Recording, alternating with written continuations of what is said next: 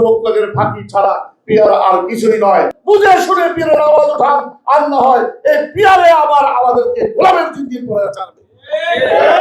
মানুষের রক্তদানের মাধ্যমে যেই স্বাধীনতা আমরা পেয়েছি, এই স্বাধীনতাকে পিয়ারের মার পেঁচে ফেলে আবার পরাধীনতায় কেউ পরিবর্তিত করো, সেই সুযোগ আমরা দেব না, দেব না, দেব না। কিছু দুষ্ট রাজনীতিবিদ অথবা রাজনীতির নামে কিছু দুষ্ট লোক অনুপ্রবেশ করে কিছু ভালো মানুষকেও বিপদগ্রস্ত করে ফেলেছে একটা দাবিতে, সেটা হলো পিয়ার পিয়ার পিয়ার। কি জিনিস পিয়ার? কার নাম? আমরা এদেশে কোনো মানুষ এই পিয়ারকে চিনি না।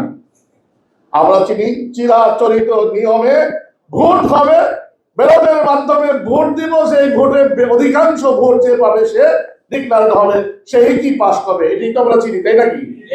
তাহলে আমরা ওই পিয়ার নামের কি একটা নিয়ে আসতেছেন, এই পিয়ারের শুভঙ্করের ফাঁকি, এই আর যুবকদের ফাঁকি ছাড়া পিয়ার আর কিছুই নয়। এদেশের মানুষকে আবারও গোলামীর জিঞ্জিরে নিয়ে যাওয়ার জন্য, আবারও এদেশে হিন্দুত্ববাদকে প্রতিষ্ঠিত করার জন্য পিয়ারের আওয়াজ যারা উঠাচ্ছেন তাদেরকে বলবো, মেহেরবানি করে দয়া করে আবার পিয়ার কি জিনিস ভালো করে বুঝেন, বুঝে শুনে পিয়ারের আওয়াজ উঠান, আর না হয় এই পিয়ারে আবার আমাদেরকে গোলামের জিঞ্জির করে ছাড়বে। আমরা গোলামীর জিঞ্জির দ্বিতীয়বার আর পড়তে চাই না। অতএব নতুন কোনো কিছুর আমদানি করার আগে সেটাকে ভালো করে পড়েন। আপনি যেই হন ভালো করে বুঝেন, স্টাডি করেন, তারপরে তার আবেদন জানান। এই দেশের মানুষ জনগণ সচেতন, তারা চিন্তা করবে, বুঝবে। আর এই সমস্ত কাজের জন্য এই সরকার কিনা দায়িত্ব নেয় নাই। আমার ভোটের ধরন পাল্টাই দিবেন, পদ্ধতি পাল্টাই দিবেন, এটা যে কোনো একটা সরকার করবে। সামনে ওই দেশের মানুষ আছে, জনগণ আছে, সরকার থাকবে। সেই সরকারগুলো একেবারে সাধারণ নিয়মে পার্লামেন্টে আলোচনার মাধ্যমে, দীর্ঘ স্টারের মাধ্যমে তারপরে এই ব্যাপারে কি করা হবে, সিদ্ধান্ত নেওয়া হবে।